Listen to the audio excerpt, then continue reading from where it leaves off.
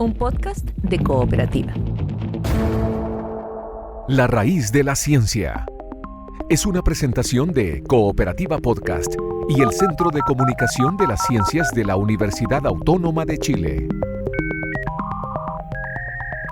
El acceso a Internet lo ha cambiado todo, en especial cómo nos comunicamos e informamos. Nuevos medios como blogs, canales de YouTube y podcast son cada vez más usados. Estás escuchando Chismes de Historia y Ciencia, el podcast en el que mi papá... Pero no te preocupes, que aquí nosotros somos los que hacemos la tarea para diferenciar entre... Sí, es que soy súper novato. Si me disculpáis un segundo, enseguida estamos. Pero ¿cómo se hacen? ¿Qué deben tener en cuenta a la hora de entregar información? En este episodio especial, el número 50 de La Raíz de la Ciencia, conversamos sobre esto junto a otros conductores de podcast, la doctora Elícer Bayán y doctor José Utreras, que juntos hacen Jugo de Ciencia. Soy Juan Carlos Beamín y les doy la bienvenida al episodio 50 de La Raíz de la Ciencia. La Raíz de la Ciencia es un proyecto financiado por el programa Ciencia Pública del Ministerio de Ciencia, Tecnología, Conocimiento e Innovación.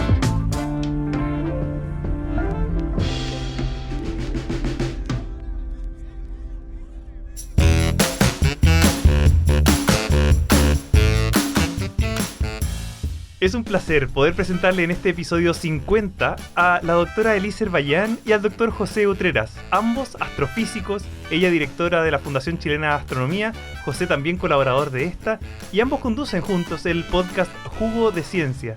Elís, José, un gusto poder compartir este episodio especial con ustedes.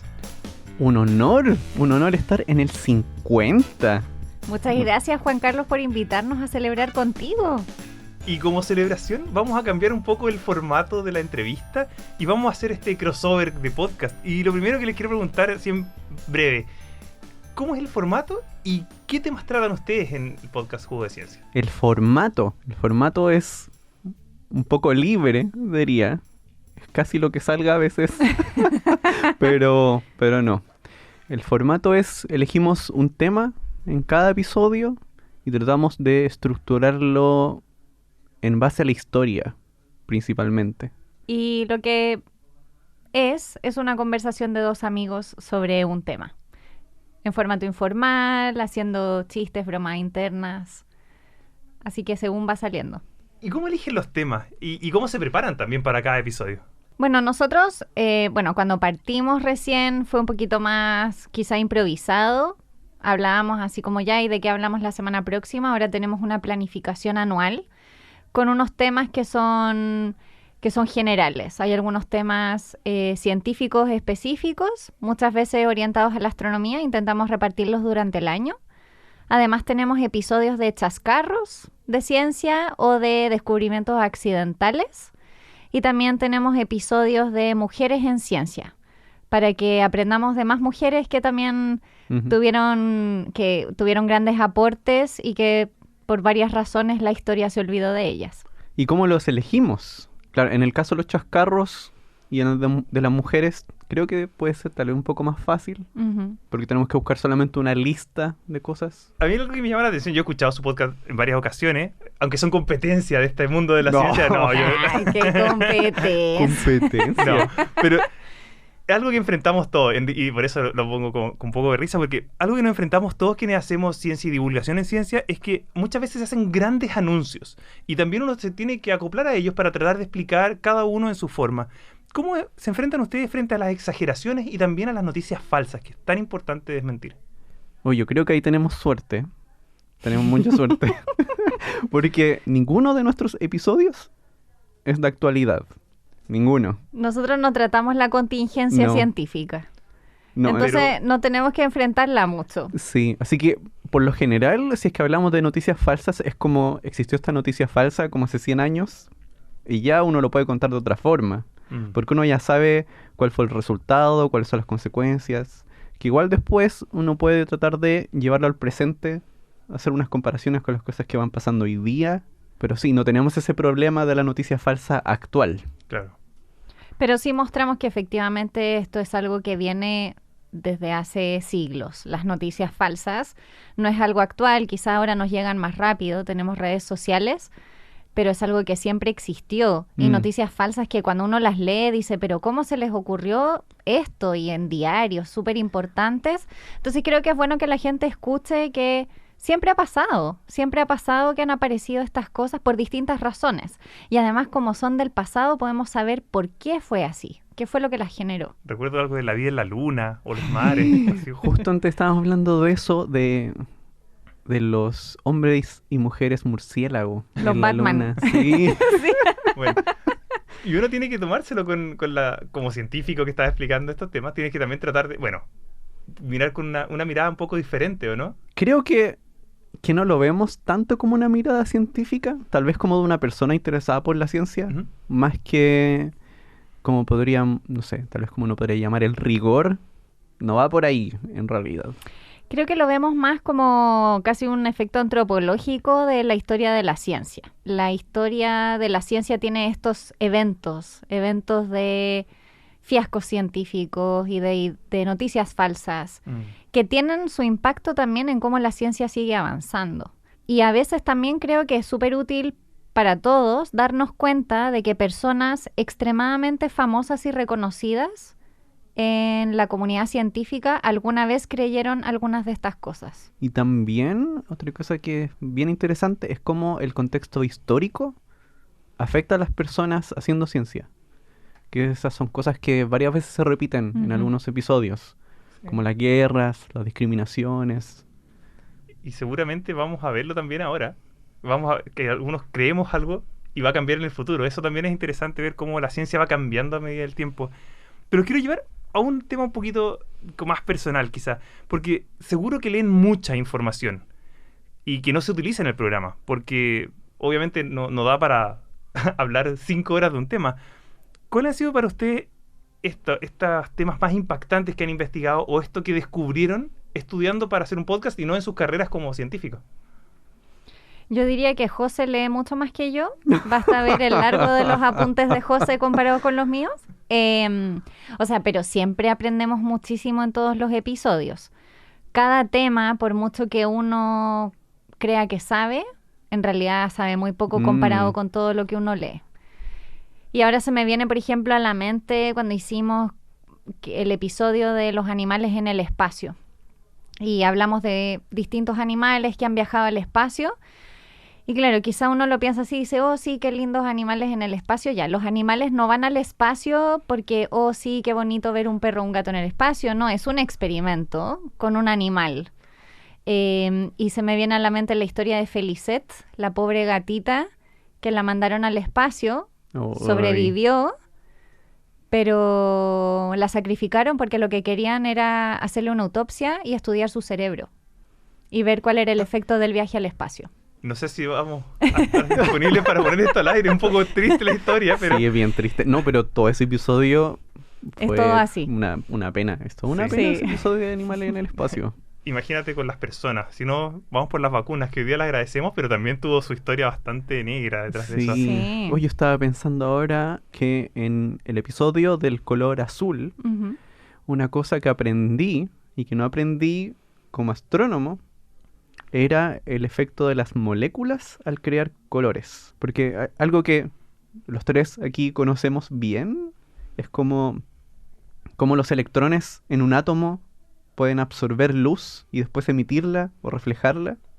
Para todos los que no son astrónomos y quizá quieran saber un poco más de esto, pueden ir a nuestros repositorios de podcast, tanto de La Raíz de la Ciencia como Jugo de Ciencia, y ahí van a saber un poquito más de cómo se produce el proceso de generación de la luz. Sí, nomás, José. Sí, pero ese es el que uno conoce en astronomía, o el que uno estudia. Pero en este episodio me encontré con algo que era con las moléculas. Cuando las moléculas son súper largas y tienen como una cadena de enlaces. Y toda esa cadena de enlaces es la que participa en la generación del color. No me gustaría calcular eso.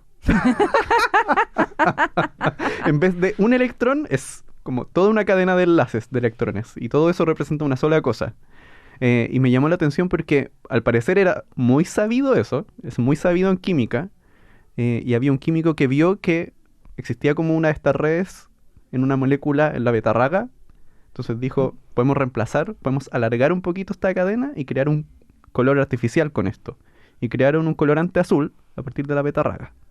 excelente. Bueno, y como ven, aprendemos muchísimas cosas muy útiles para la vida diaria. Claro. Haciendo el podcast. El privilegio de saber.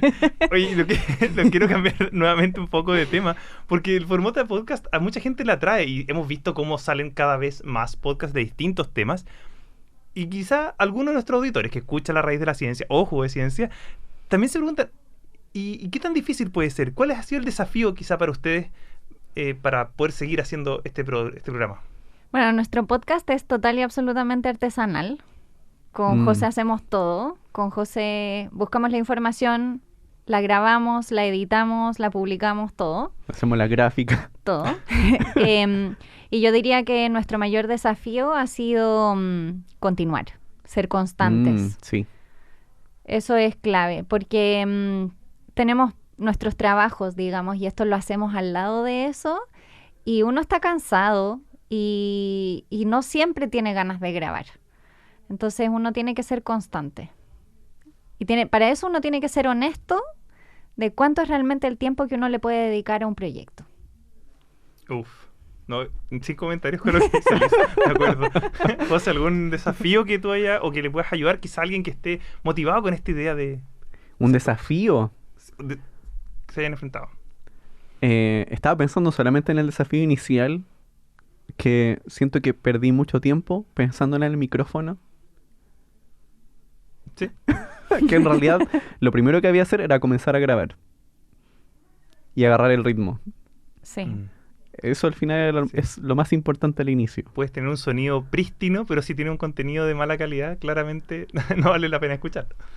Sí, pero sí es toda la razón lo que dice Liz. Uno tiene que buscar también un formato que se adecue a uno. Sí. O sea, a la vida que uno tiene. Porque a veces, igual lo he visto en algunas partes, que se tiende a hacer, no sé, episodio semanal o a veces 2 episodios por semana o más que eso, y después uno se encuentra con la vida y no se puede. Totalmente de acuerdo con eso. Es difícil. Sí. Así que ya saben, programarse bien con el contenido. Si es una vez al mes, bien. Y hacer un buen episodio una vez al mes en vez de hacer a lo mejor uno cada semana que sea un desastre. Es un buen consejo. Sí, y además es súper útil que sea un programa de conversación, de cosas que leemos y no de otra manera. Porque yo he escuchado otros podcasts que son un poco más producidos, que cuentan como una historia de principio a fin, con clímax, entonces está todo súper pensado. Cómo empieza el episodio y cómo termina. Y yo no creo que podríamos hacer No, a nosotros algo, no nos da. algo así. Difícil. Sí. Súper difícil. Lo intentamos hacer La Raíz de la Ciencia, pero vamos a ver si nos funciona los capítulos que nos quedan. Les quiero pedir una última opinión, en realidad, o comentario para cerrar esta entrevista, y es algo que pueda motivar a nuestra persona en torno a la ciencia. Un mensaje que les quieran dar a quienes escuchan un podcast científico como La Raíz de la Ciencia. Qué difícil. Pero quizás suena un poco cliché, ¿no? Pero todas las preguntas son válidas. Y todas las respuestas son súper motivantes a hacerse otra pregunta. En el fondo es como abrir la puerta de los porqués y buscar un lugar que te permita alimentar esa ansia de saber más. Y a lo mejor eso es ser científico y a lo mejor eso es leer libros de divulgación científica, da lo mismo. Pero en el fondo dejarse como impresionar, impactar por todas estas cosas que el mundo nos tiene que ofrecer y que no sabemos, como que se hizo un colorante a partir de la betarraga, que era un conjunto de moléculas muy largas. Yo voy a leer sobre eso y escuchar ese podcast porque no lo he escuchado. No, pero eso es de las cosas que no quedó. Oh. Eso es de las cosas que no quedó, lo siento. Como tengo privilegio, les voy a pedir los apuntes que tienen sobre el tema ahora. José. Uy, los apuntes. Lo que estaba pensando, claro, va con eso. Buscar, cuando hay interés en la ciencia, buscarla en las cosas, no voy a decir más inverosímiles, pero que nos suenan de inmediato a ciencia. Porque algo que pasó con el episodio del color azul es que nos llegaban algunos mensajes, así como, ¿cómo esto de ciencia del color azul? Como no se entendía de qué íbamos a hablar. Y que después que escuchaban el episodio, mostraron un interés diferente. Era como, ¡uy, qué entretenido esto de los colorantes! O también habían cosas que eran como, tal vez me podría haber dedicado a la ciencia si hubiese sabido estas cosas antes. Porque son personas que se interesan por algo que no es como un nombre así como física o química, sino que es colorantes. Colorantes de pintura. Y ahí uno mezcla la historia con, no sé, puede aparecer Van Gogh. Esa es la motivación que tenemos todos, ¿cierto? Para hacer ciencia y para intentar motivarlos. Les quiero dar muchas gracias, Elise, José, por haber acompañado en este episodio especial, episodio número 50 de La Raíz de la Ciencia, donde hablamos también sobre cómo se hacen estos programas. Muchas gracias a ambos por estar aquí compartiendo este episodio. Muchas gracias por Muchas invitarnos, gracias. Juan Carlos.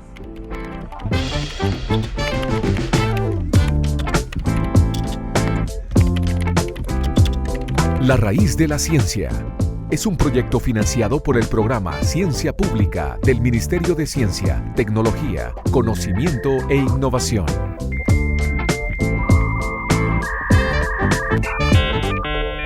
Encuéntranos en cooperativapodcast.cl y suscríbete en Spotify, Apple Podcast, Amazon Music o tu plataforma de audio favorita. Soy Juan Carlos León y les doy la bienvenida a La Raíz de la Ciencia. La Raíz de la Ciencia es una presentación del Centro de Comunicación de las Ciencias de la Universidad Autónoma de Chile y cooperativapodcast.cl. Otra forma de escuchar.